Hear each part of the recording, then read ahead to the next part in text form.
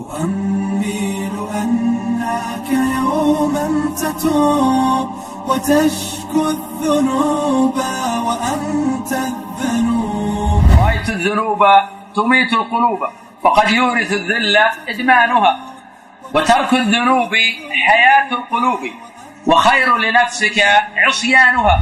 تفنى اللذاذة ممن نال شهوته من الحرام ويبقى الإثم والعار، تبقى عواقب سوء في مغبتها، لا خير في لذة من بعدها النار، لا خير في لذة من بعدها النار.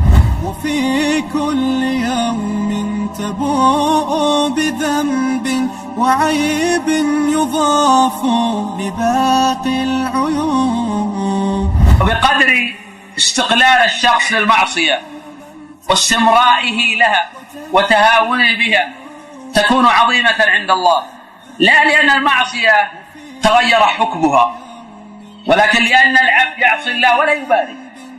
هذا موجود في طبقة من الناس حين يستخفون يعصون الله، وحين يكونون أمام الملأ يتظاهرون بأنهم لا يعصون الله.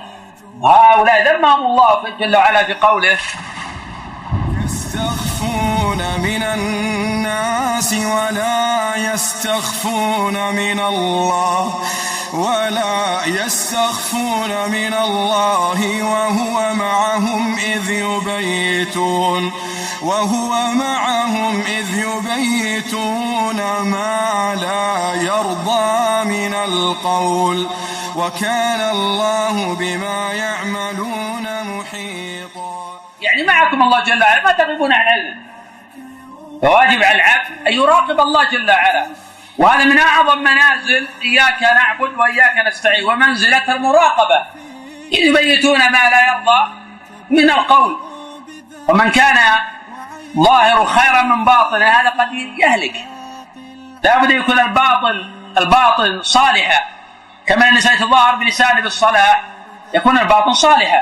لا تخادع. يوم يعض الظالم على يديه